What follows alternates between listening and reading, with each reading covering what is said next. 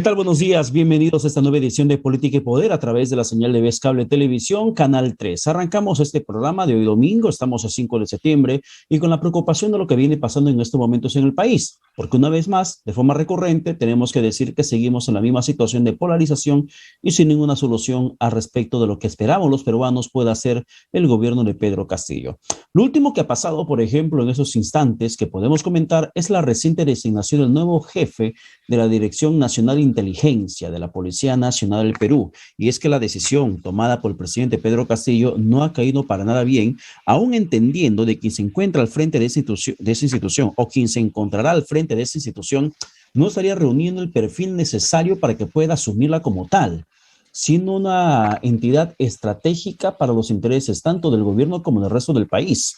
La Dirección Nacional de Inteligencia, sin duda alguna, tendría que ser los ojos y oídos de manera sigilosa y silenciosa de la Policía Nacional en lucha contra la criminalidad, también en el tema de corrupción. Recordemos nada más la labor importante que viene cumpliendo la DIVIA, que para muchos ha sido incluso hasta en su momento desnaturalizada como una policía política por la forma como es que venía investigando delitos de corrupción de alta complejidad. Entonces, cuando se conoce la designación del ex mayor de la policía, el abogado José Luis Fernández Latorre, como el nuevo jefe de la DINI, genera bastante preocupación porque en su haber existen denuncias, acusaciones e investigaciones de agresión, incluso hasta de cobro de cupo en Tacabamba, Cajamarca, donde fue comisario y donde aparentemente se habría conocido con el ahora presidente de la República, Pedro Castillo. La relación amical habría conllevado a que quien en su momento, el 2020, por ejemplo, diciembre de 2020, se retiró de la policía, fue dado de baja y hoy ha sido designado como el flamante jefe de la Dirección Nacional de Inteligencia.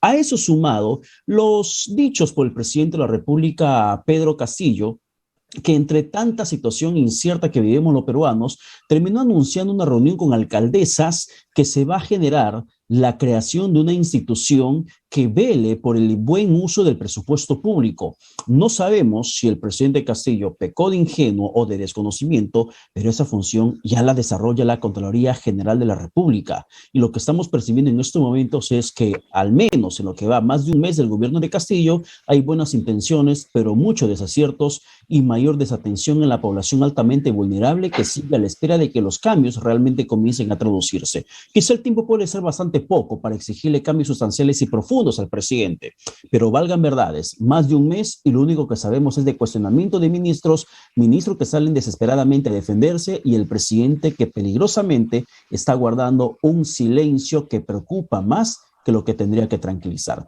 Hablemos de otras cosas y sobre el tema de inseguridad y el tema además del ministro Maraví, un ministro de Estado que en los últimos días ha sido duramente cuestionado y más aún entendiendo su vinculación con Sendero Luminoso con atentados terroristas. No solamente se trata de un atestado policial, sino que mediante labor de inteligencia policial lo vinculan con atentados perpetrados, sino también se trata de testimonios de senderistas, terroristas convictos y confesos que reconocen a Iber Maraví, en su momento lo han hecho, reconocen a Iber Maraví como uno incluso de los jefes de grupos que este grupo terrorista de Sendero Luminoso venía desplegando en varias partes del país, como en el caso de Ayacucho, donde se habrían perpetrado más de un atentado. Iber Maraví, por supuesto, ha puesto su cargo a disposición del presidente Pedro Castillo y él no aceptó su renuncia, pese a que ha sido la sugerencia de su presidente del Consejo de Ministros, Guido Bellido. Iber Maraví acusa a la ultraderecha y a los golpistas de usarlo a él como chivo expiatorio para que finalmente puedan vacar al jefe de Estado, Pedro Castillo. Pero realmente los atestados policiales de esos tiempos incluían a personas bajo simple sospecha de los policías que venían investigando esos actos terroristas. Es así como funcionaba. Estamos con ex-GEIN en estos momentos enlazados vía Zoom para conversar sobre estos y otros hechos que además en materia de inseguridad ciudadana, el gobierno, la verdad, que hasta el momento no ata ni desata. Estamos con el coronel Juan José Santibáñez, ex integrante del GEIN, además experto en materia de inseguridad ciudadana o de seguridad ciudadana. Coronel, ¿qué tal? Buenos días, bienvenido a Vez Cable, Política y Poder. Buenos días, mi querido Pedro. En primer lugar, gracias por la presentación y quería dejar algo bien en claro. Yo trabajé en inteligencia en mis años de oficial de actividad de la Policía Nacional, pero no tuve el honor de pertenecer al grupo especial de inteligencia de la Policía Nacional, con el que sí tuve mucha amistad y estudié cursos tanto con los jefes Marco Miyashiro y Benedicto Jiménez. Coronel, y con esa precisión del Es muy caso, cierto, la labor de inteligencia policial es fundamental. Y antes de entrar a lo que significan los atestados policiales de esos tiempos, cómo funcionaba la policía, si de verdad cualquier vecino que podría generar sospecha, la policía lo omitía en los atestados, como dice el ministro Maraví, yo quiero preguntarle sobre la reciente designación del nuevo jefe de la DINI. ¿A usted le genera tranquilidad o también preocupación la presencia del ex mayor José Luis Fernando Latorre? ¿Sabe quién es él? ¿Escuchó sobre él? sé algo de él porque en el momento que es nombrado, a quienes siempre estamos permanentemente en comunicación para conocer cómo viene caminando nuestra institución policial, tomamos conocimiento de quién es él. Indudablemente, los antecedentes que él presenta tienen que dilucidarse dentro de un proceso de investigación, pero de lo que yo tengo conocimiento es que es un oficial que es abogado, aparte de tener la profesión policial, es abogado, es doctor en Derecho, presentó su pase al retiro por solicitud por renovación de cuadros por no estar de acuerdo con la designación del nombramiento de Cervantes en el comando de la institución policial. Él pasó al retiro y como no lo aceptaban, él presentó su carta y lo consideraron dentro de lo que es las invitaciones al retiro, los pases al retiro por renovación de cuadros. Eso es lo que tengo conocimiento. Los antecedentes que él tiene de mal comportamiento por haber ingresado con una fémina a un dormitorio de oficiales en una comisaría, por cobros indebidos dentro de la función policial y eso, tendrá que responderlo la misma policía con los antecedentes que tiene. Pero lo que sí tengo conocimiento es que no tiene ningún tipo de expertise. ¿Aló? ¿Me Lo estamos escuchas? escuchando. Sí, sí, sí, perfectamente. Ya. No tiene ningún tipo de expertise ni nada por el estilo en materia de lo que es inteligencia. Porque para tener un cargo como en el de inteligencia es importantísimo formar parte siquiera digamos, de la cúpula, entre comillas, ¿no? De aquellos quienes han seguido los cursos de inteligencia. Hoy en día ponen a mucha gente que por ser el político lo ponen en un cargo de tanta trascendencia como es la inteligencia del Estado, ¿no? Que es la Dirección Nacional de Inteligencia. Ahora, ¿cuál es el perfil que debería tener el jefe de la DINI? ¿Y cuál es la importancia de esta institución? Mira, a ver, aparte de que la Dirección de Inteligencia es un organismo que tiene la responsabilidad de obtener información relevante para que una vez, sobre toda la situación del Estado, no solamente de grupos políticos ni grupos contrarios, no, es una información muy, muy completa y una vez analizada y procesada, presentarla al Premier y presentarla al presidente de la República para la toma de decisiones importantes. Mira, por darte un caso, mi querido amigo, en el año 2017 salió un decreto supremo en que se establecían los procedimientos para la información, investigación de los activos críticos nacionales en el país. ¿Qué son los activos críticos nacionales? Los activos críticos nacionales son todas aquellas empresas, instituciones, fuentes que generan o que forman parte de las necesidades del país para su desarrollo y para poder alcanzar los objetivos nacionales. Pues bien, estos activos críticos nacionales están bajo el manejo y la responsabilidad de la obtención de información de la Dirección Nacional de Inteligencia. Entonces, como verás tú, es un organismo que no solamente se dedica a buscar inteligencia referente a acciones delictivas o narcoterroristas o todas ellas, sino también aquellas para buscar la información necesaria que permita tomar la decisión en acciones que tienen que ver con la seguridad nacional y el desarrollo nacional. Dentro de la estructura jerárquica, coronel Santibáñez, ¿el jefe de la DINI responde a quién? ¿Al director de la policía? ¿Al comandante general de la policía? ¿Al ministro del Interior? ¿Al presidente de la República? ¿A quién directamente responde y reporta? Directamente responde al presidente del Consejo de Ministros y también directamente al presidente de la República cuando él le solicita la información. Es información privilegiada la que tiene. Es completamente privilegiada, que tiene que ver mucho, como te digo, no solamente con aspectos de seguridad interna y externa del país, sino con también acciones que tienen que ver con el desarrollo nacional. O sea, el jefe de la DINI podría acceder a información privilegiada de investigaciones que se está siguiendo, por ejemplo, a Vladimir Cerrón, Dinámicos del Centro, la que se le sigue también a Guido Bellido, presidente del Consejo de Ministros. Guido Bellido podría acceder a información privilegiada de la investigación en su contra por presunta apología al terrorismo a través del jefe de la DINI. Por supuesto que sí. ¿Por qué? Porque, a ver, veamos. Como te manifestaba, la información que se obtiene tiene que ver con todo el proceso y desarrollo de nuestro país. La acción de investigación, como nosotros estamos viendo, la actitud de Vladimir Cerrón es una actitud de polarización dentro de la política nacional del país. Y esta política nacional del país no está permitiendo la toma de decisiones oportunas y necesarias para sacar al país adelante de la situación en que nos estamos encontrando, porque esta se viene presentando juntamente contra el presidente de la República y contra aquellos que no son del apego de Cerrón. Indudablemente forma parte, pues, de este análisis que diariamente tiene que hacer, porque es diaria la información y es en todo momento la información que se le proporciona al ministro, al primer ministro y al presidente de la República. Y ahora, aparte, esta Dirección Nacional de Inteligencia tiene comunicación con sus pares, tanto de la Policía Nacional como el de las Fuerzas Armadas. Y aparte otro tipo de organizaciones también que necesariamente tienen que hacerle llegar información para procesarla dentro de los canales de inteligencia de la DINI. ¿El ser abogado especialista con maestría en Derecho Constitucional no te califica tampoco para jefe de la DINI? Lo califica como un buen profesional en el derecho.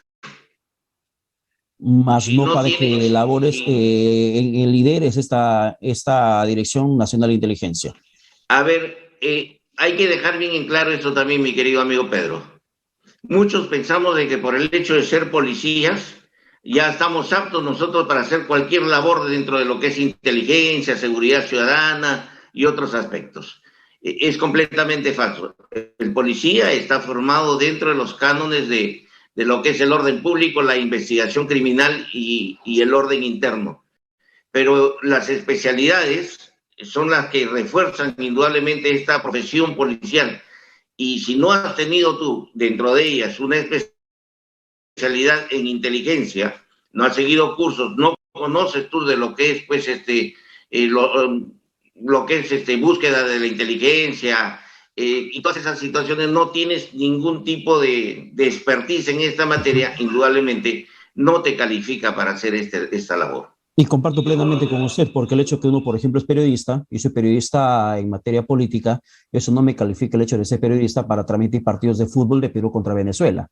No me califica para hacer periodismo de repente cultural, porque pueda conocer de forma superficial los entretelones, los museos o el tema deportivo, sé dónde entra la pelota en un partido de fútbol, pero eso no es mi especialización. Yo no estoy preparado para esa disciplina. Y lo mismo se aplica en el tema de la labor policial.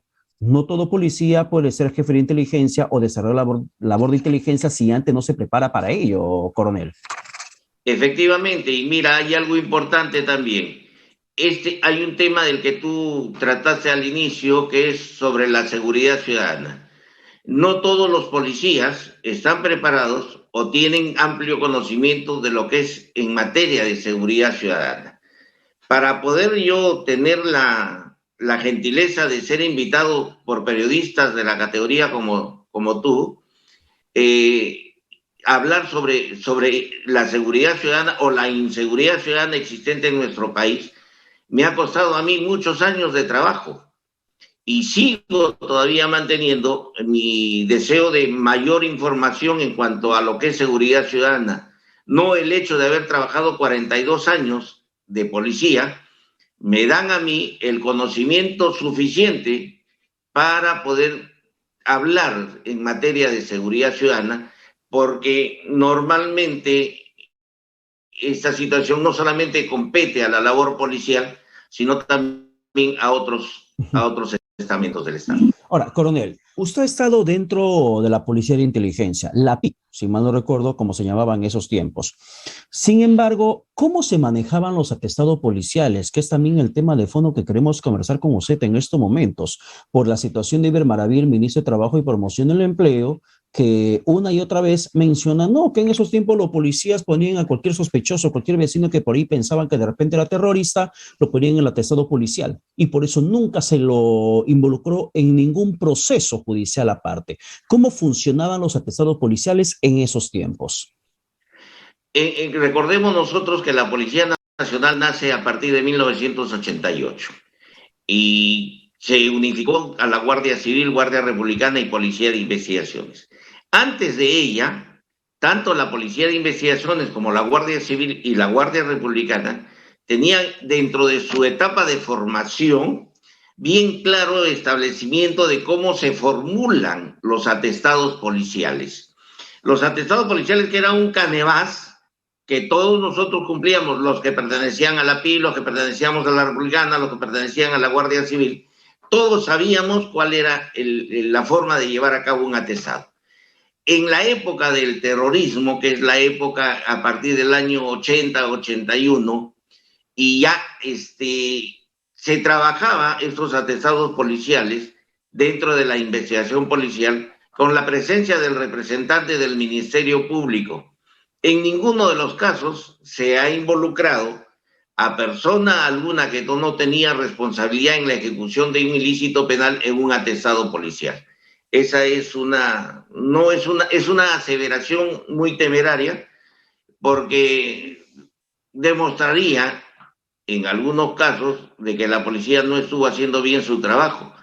Y en realidad, en esa época, las fuerzas policiales responsables de la lucha contra el terrorismo hicieron muy buen trabajo, hicimos muy buen trabajo de lucha contra estas bandas criminales. O sea que no es cierto que se pueda pues involucrar a cualquier civil, a cualquier persona inocente en un atestado policial de esta naturaleza. Y la investigación que la Sin policía embargo, hacía, coronel, perdone la interrupción en ese punto de que se me vaya la pregunta, y la inclusión de una persona en un atestado policial en esos tiempos, ¿era por un día de investigación? ¿Porque alguien le filtraba el nombre? ¿Porque lograban dar con una persona involucrada en el atentado y esa tercera persona decía, ah, sí, Iber Maraví ha participado, ah, sí, Pedro Paredes ha participado?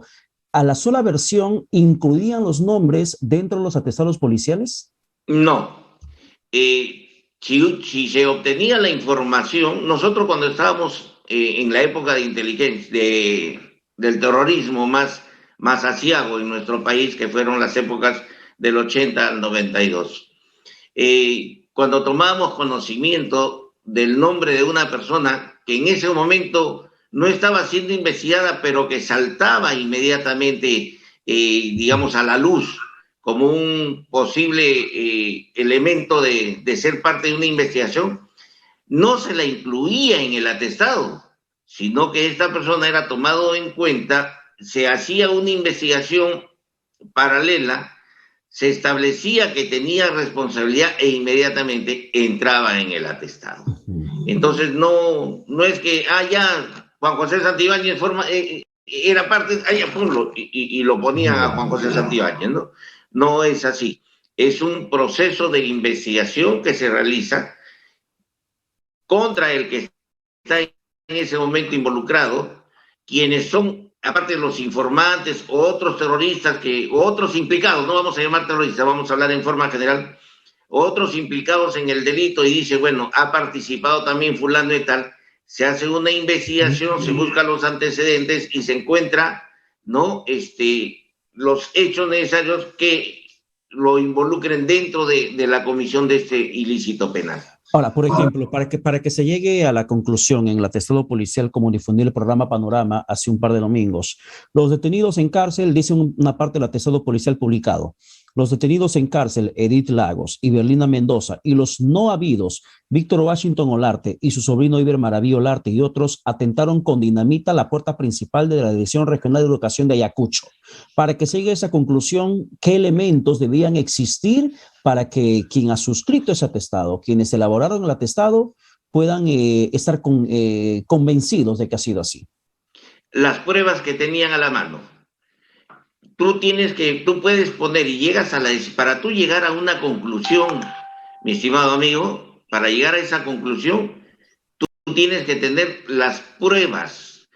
Indicios no te declara a ti ningún tipo de prueba alguna para que tú consideres a tal o cual persona dentro de la comisión de un delito. Tú tienes que tener las pruebas fehacientes de su participación en ese ilícito penal. De lo contrario, dentro de las conclusiones, se tiene conocimiento por información de fulano, sutano, mengano, o lo que gustes, de que fulano de tal habría participado. O sea, siempre en condicional. Si tú pones que fulano, sutano y mengano han participado, tu conclusión ya es definitiva en ese sentido, es porque dentro del proceso de investigación y de elaboración del atestado policial existen las pruebas necesarias para llegar a ese final. O sea, ustedes como policías de investigación, como personas involucradas en la lucha contra el terrorismo desde la inteligencia, primero tenían que determinar si efectivamente fue así y no lo podían poner bajo mera sospecha como sostiene el ministro de Trabajo, porque el extracto del atestado policial yo estoy leyendo donde afirman, no hay una presunción, no ponen un escenario probable, dice, según, dice Iber Maraví, regreso al documento. Los detenidos en cárcel, Edith Lagos y Berlinda Mendoza, y los no habidos, Víctor Washington Olarte y su sobrino Iber Maraví Olarte y otros, atentaron con dinamita, lo afirman, atentaron con dinamita a la puerta principal de la Dirección Regional de Educación Ayacucho. El hecho de no ponerlo en presunción de un supuesto negado es aquí donde confirman entonces que el ministro de Trabajo sí participó de esos actos terroristas. Pero si es así, entonces, ¿por qué no llegó a nivel de judicialización y se emitió una sentencia, un pronunciamiento del Poder Judicial, coronel? ¿Qué pasaba en esos tiempos? A ver, y recordarás tú muchas veces que en esas épocas el Poder Judicial y tanto el Ministerio Público también tenían cierto tipo de temor para tomar decisiones importantísimas como era la captura, la detención de los elementos subversivos. Temor que era fundado porque al no tener resguardo policial o algo por el estilo, atentaban contra su vida, atentaban contra la vida de su familia y todos estos hechos. Recién con disposiciones dadas durante el gobierno del presidente Fujimori, el Poder Judicial adoptó una posición más firme en la lucha contra estos delincuentes. Sin embargo, mi querido amigo, no solamente en esas épocas, sino hasta hoy en día, en las épocas actuales, nos da mucho que decir, mucho que hablar, mucho que extrañar, que nuestro Poder Judicial y nuestro Ministerio Público, tan próligo en algunos otros casos, hoy en día no lo sea así. Y sin embargo, mucho de lo que estamos viviendo en nuestro país, esa incertidumbre política, esa incertidumbre, se debe justamente a la falta de decisión, de acción de quienes en este momento son los encargados de ejercer justicia, ¿no?, en nuestro país. Ese es el problema, mi querido amigo. Que en esos tiempos los jueces estaban bajo amenaza. Sin embargo, ¿cómo es que sí se involucra a a otras personas, incluidos en los atestados, y no se lo involucra Iber Maraví? Es la duda, por ejemplo, que existe en estos momentos, y lo que le da fuerza a la versión de la ahora ministro de Trabajo, de señalar que él nunca ha estado involucrado y por ello nunca recibió sentencia alguna, como otros sí y él no. Claro, eso es justamente lo que llama poderosamente la atención, porque esa ya es una decisión que sale fuera de lo que es el ámbito de la Policía Nacional, o en esa época de la Policía de Investigaciones que hizo el atestado, ¿no? Y que no fue considerado, por decirlo así, por decirlo menos, por quienes en ese momento tuvieron que tomar la decisión de o una detención, ¿no? O una sanción ya final. Como te digo, ya escapa a lo que es el ámbito policial y ya entra a lo que es el ámbito de la justicia en nuestro país. Y los atestados policiales, ¿cuánto nivel de coordinación tenían para que se elaboren del Ministerio Público? Usted no dijo que tenía la presencia del fiscal. Sin embargo, el fiscal, ¿qué nivel de coordinación tenía con la policía? ¿Solamente Pero, certificaba lo que los policías escribían o es que pero cumplía algún rol fundamental para que eso pueda tener más cuerpo? el representante del Ministerio Público estaba presente en el momento del atestado policial. Y tanto es así que muchas veces se ponen los atestados, por ejemplo, a la pregunta del representante del Ministerio Público, responda y tal cosa se le hacía. Entonces, el, el, en esa época, quien tenía a cargo todo el proceso de investigación era el personal policial con la presencia del Ministerio Público, que era el garante del debido proceso en ese momento. Hoy en día, quien dirige la investigación es el representante del Ministerio Público y que eso indudablemente causa que muchos de los atestados no lleguen a buen final porque es personas que si bien están preparadas en cuestiones del derecho, no tienen ningún tipo de preparación para lo que es el interrogatorio y la investigación.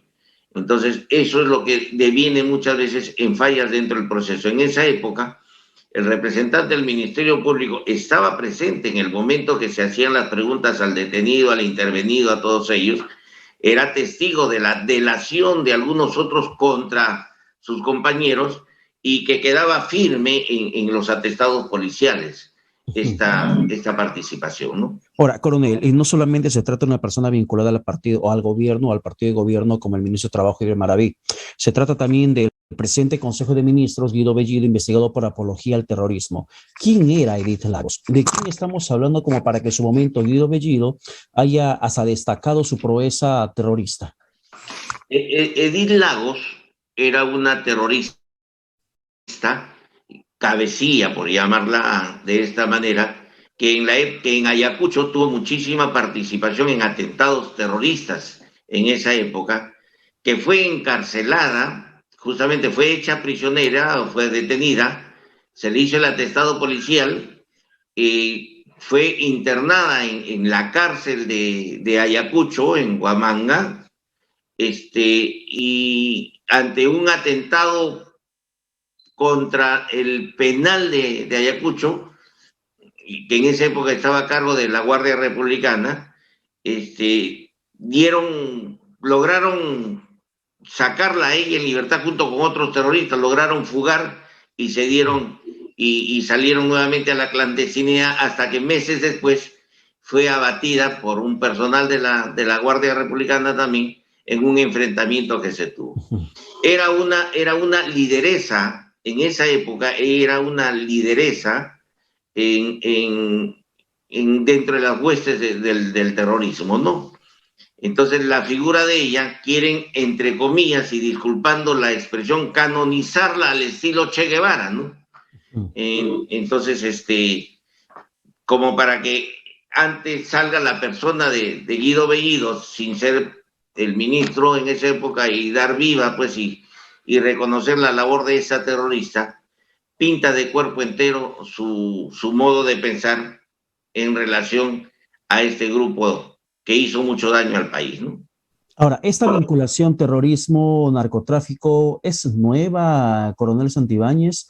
¿O es que había algún intento similar en su momento por los 80, ya por los 90, de esta alianza estratégica terroristas y narcotraficantes? Le pregunto esto, por ejemplo, con el tema de Guillermo Bermejo, que viene siendo también investigado por presunta afiliación terrorista, pero también, Bermejo, reitero, investigado por presunta afiliación terrorista y además involucrado con temas cocaleros, temas de narcotráfico. Se ha difundido muchos videos al respecto de Guillermo Bermejo, actual congresista de la bancada de Perú Libre y uno de los más férreos opositores a que exista presencia militar policial en el Brain y zonas de producción cocalera.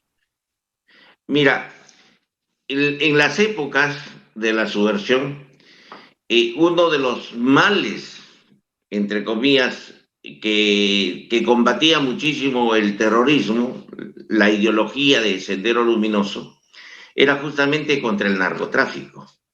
Es decir, llegaron a matar incluso a quienes eran narcotraficantes, eran proveedores de insumos químicos, los llegaron a matar y los llegaron a matar públicamente a toda esta, porque consideraban que era una lacra social.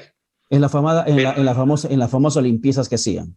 Exacto, pero posteriormente, cuando ya cae Abimael Guzmán en el año 92 y empieza a devenir un poco el accionar de este, no olvidemos que estos hermanos que estuvieron, se fueron a la zona del N, y no, a los valles pues, de los ríos Apurímac y N, y después lo aumentaron a Brain con el Mantaro. Uh-huh. Se unieron con el narcotráfico con el propósito primero de conseguirse dinero para poderse proveer de los medios necesarios para sus acciones en toda esta zona.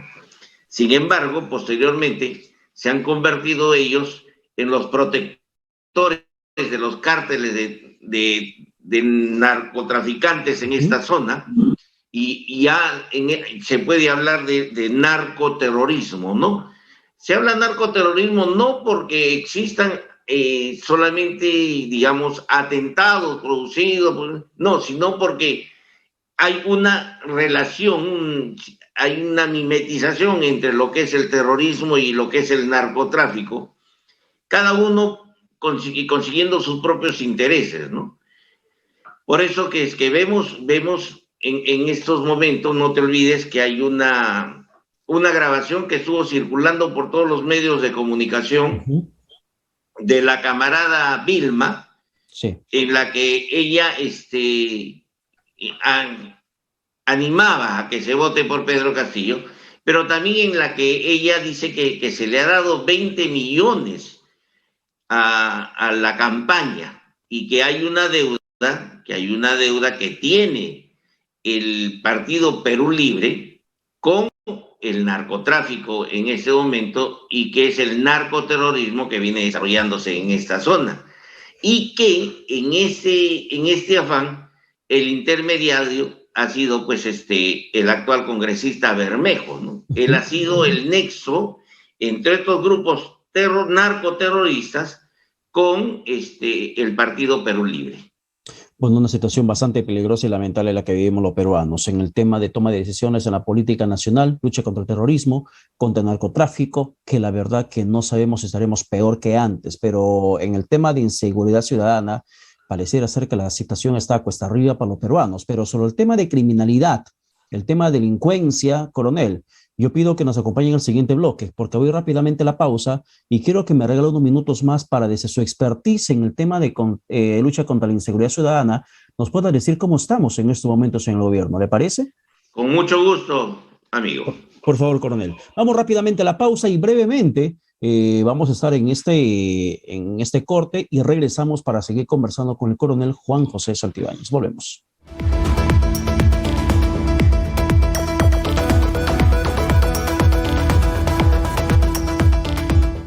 80 canales nacionales e internacionales con instalación gratuita a solo 50 soles. Además, ofrecemos el servicio de internet a precios accesibles. Ves Cable Perú, el cable para todos.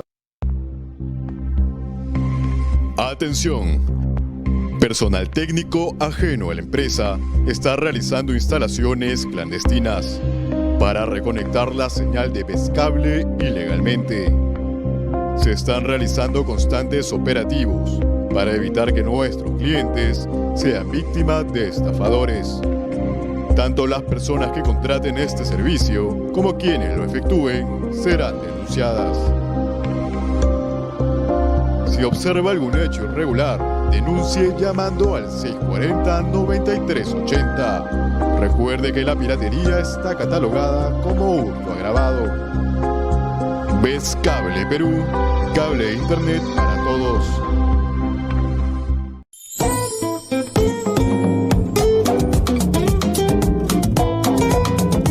Sabores, el origen. Los invito a descubrir junto conmigo los sabores tradicionales y vamos a llegar al fondo de eso, de dónde vienen, cómo se hacen, cómo se preparaban y aparte de los productos que tenemos en nuestro Perú, en nuestras regiones y a probar esos productos en platos nuevos también, ¿por qué no?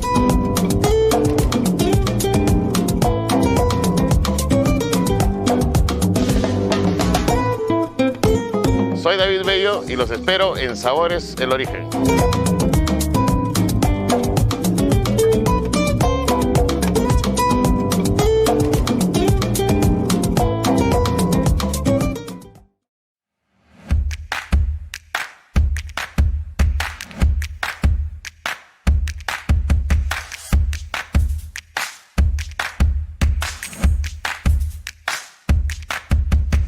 Pero Mario, ¿son o no tiempos difíciles?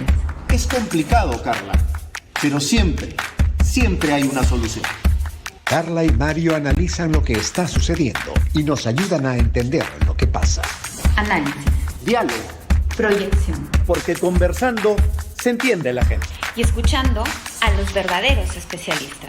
Todos los domingos a las 10 de la mañana nos ponemos manos a la obra.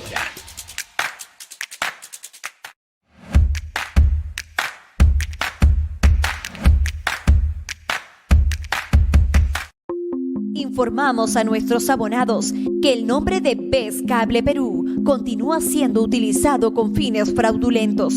Se han identificado páginas en redes sociales que están usurpando la identidad de la empresa, solicitando pagos a cuentas de terceras personas. Por ello, les recordamos que nuestros únicos canales virtuales son los siguientes: Facebook como Vescable Perú Oficial, Instagram como Vescable Perú Oficial y la web www.vescableperú.com.pe. Estamos en la comunicación con el coronel en retiro de la Policía Nacional de Perú. Ha estado dentro de inteligencia policial en tiempo del terrorismo y también ha dedicado su vida a la institución durante más de 40 años. Y tiene suficiente autoridad para que en este momento nos pueda decir su opinión sobre el tema de la lucha contra la criminalidad y la inseguridad ciudadana. ¿Cómo ve esta estrategia? De manera breve, coronel, para terminar con la entrevista. Lamentablemente, mi estimado amigo, no existen estrategias de lucha contra la criminalidad en ese momento. No olvidemos que con muchos bombos y platillos en diciembre del 2018, en ese entonces ministro del Interior Morán, presentaron con el presidente Vizcarra el Plan Nacional de Seguridad Ciudadana 2019-2023, que en estos momentos ya tiene más de 2 años y medio de vida institucional, por llamarla así, de 5 en total, o sea, más de la mitad, y sin embargo no vemos que se esté aplicando este Plan Nacional, porque la inseguridad ciudadana se ha incrementado en nuestro país de manera peligrosa y que está impidiendo el ejercicio de las libertades y derechos de los ciudadanos. Las muertes por encargo, los sicariatos. Vemos hace nada más 2 o 3 días a 5 personas asesinadas en un solo día. La violencia intrafamiliar y la violencia contra la mujer sigue en aumento. E incluso tenemos lamentablemente la acción de un primer ministro que ha cometido por llamarlo menos, pues un exabrupto con una congresista de la nación, ¿no? Y que es parte también de esto, de lo que es la violencia contra la mujer, que ha dado lugar a que salgan las mujeres a protestar en la calle. Entonces, esperemos que con el cambio del comando institucional, porque lamentablemente este general Cervantes había perdido la brújula y ya era un ente político más dentro de lo que es la organización policial, cosa que no es permisible. Esperemos que el nuevo comandante general Javier Gallardo, pueda tener la libertad de realizar acciones y estrategias de lucha contra la criminalidad. Lamentablemente, en esos instantes, todas las malas decisiones del gobierno le pasa factura a usted, como a mí y como a todos aquellos que nos están escuchando y que nos están viendo. Y eso es terrible, porque sin duda alguna, el fracaso del gobierno en sus políticas contra la criminalidad afecta a todos, como el éxito, algún momento también nos beneficiará a todos los peruanos. Coronel Santibáñez, muchas gracias por el tiempo que nos ha podido regalar de su domingo para conversar con Vez-Cable. Siempre es un gusto estar conversando contigo, Pedro, y me da muchísima alegría el volvernos a reencontrar después de un largo tiempo. Gracias por la gentileza y la invitación. La pandemia también nos ha separado a los entrevistados como entrevistadores, pero gracias, coronel, por la deferencia para este programa. Un fuerte abrazo y buen domingo. Son las 9 de la mañana con 41 minutos. En estos momentos también vamos a enlazar rápidamente con el ministro de Comercio Exterior y Turismo, Roberto Sánchez, a quien le damos la bienvenida a nuestro programa, porque sin duda alguna eso es importante, poder conocer cuáles son las políticas del gobierno en el tema de comercio exterior y sobre todo en la coyuntura que estamos atravesando en estos momentos los peruanos. Esta situación va a hacer que nosotros, por ejemplo, tengamos la situación o la mala suerte de que podríamos terminar peor de lo que estamos en estos momentos si es que no se mejora la situación. Me dicen que vamos a la pausa, luego regresamos con más aquí en Vez-Cable Televisión.